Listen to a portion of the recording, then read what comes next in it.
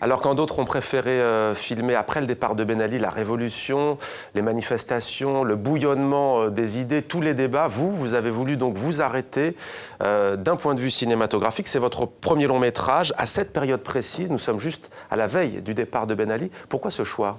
Alors moi, vraiment, quand il y a eu la révolution en Tunisie, la première chose que je me suis dite, c'est enfin la parole va être libérée sur l'époque de Ben Ali et enfin on va pouvoir aborder ce qui se passe depuis 20 ans et surtout les dernières années qui étaient vraiment... La Tunisie était sous une chape de plomb, il y avait un sentiment d'étouffement très fort, de paranoïa, de peur de la police.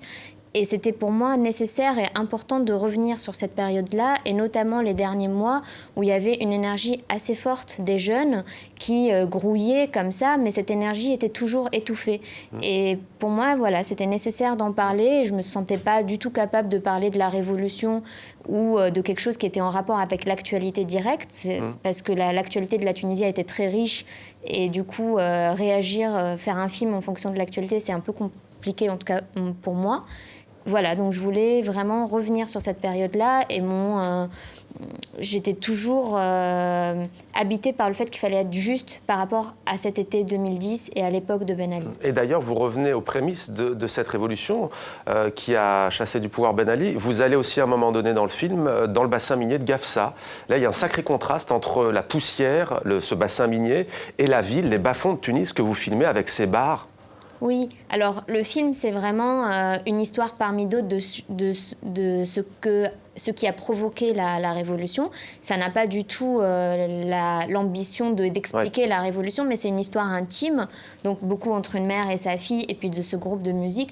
Mais à un moment, on fait un espèce de zoom arrière et on va à Gafsa, et c'était très important pour moi d'avoir cet hommage à ces ouvriers qui, jusqu'à aujourd'hui, qui ont été les premiers à se révolter et qui, jusqu'à aujourd'hui, sont toujours en résistance, en fait. Alors le fait religieux n'apparaît pas beaucoup dans votre film, parce que tout simplement ce n'est pas la préoccupation de ces jeunes, disons-le.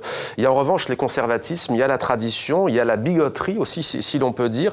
Au fond, le film pose la question de savoir comment, quand on est jeune, on peut se séparer de sa famille, de sa société, en tout cas de cette emprise, c'est un peu ça ?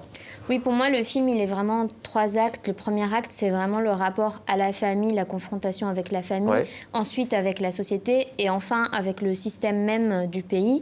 Et voilà, je voulais montrer que ces jeunes peuvent subir une autre forme de terreur qui n'est pas forcément liée à un terrorisme islamiste, mais à le fait que créer, c'est difficile, s'exprimer en tant que jeune dans ces pays-là, c'est difficile. Et donc, il y a la terreur même du système du pays qui va complètement brimer cette énergie. Et ça me semblait important d'en parler. Effectivement, le fait religieux n'est pas au cœur de leur vie. Et ça n'était pas non plus au cœur de la politique tunisienne en 2010 non plus. Votre film est là pour le rappeler. En Tunisie, et c'est le cas, on le voit aussi en Iran, Elise Caron dans le documentaire Nolan Song, c'est que la danse et la musique ont souvent été dans ces pays-là un exutoire, au fond, pour se lâcher, pour se libérer, que ce soit dans les fêtes populaires, les fêtes de mariage. Votre film, il rend hommage aussi à ce qu'on appelle le mezoued, c'est ça Oui. Bah, c'est vrai qu'il y a une force de vie énorme dans nos sociétés et que dès qu'il y a un mariage ou une fête, c'est incroyable toute l'énergie qui sort d'une fête en Tunisie.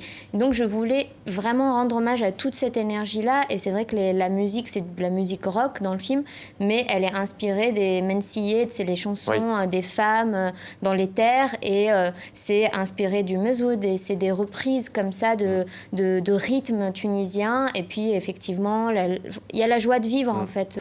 À peine j'ouvre les yeux, Leïla Bouzid, peut-être quelques mots sur les paroles, sur cette jeune chanteuse rockeuse. Quels sont les thèmes qu'elle aborde dans ses chansons ? Alors cette chanson qu'on vient de voir, c'est sur tourner en rond, quoi qu'on fasse, on se retrouve à tourner en rond et on se retrouve à confronter au mur. Et donc là, c'est la fin de la chanson où elle dit on s'enivre et puis on se lâche.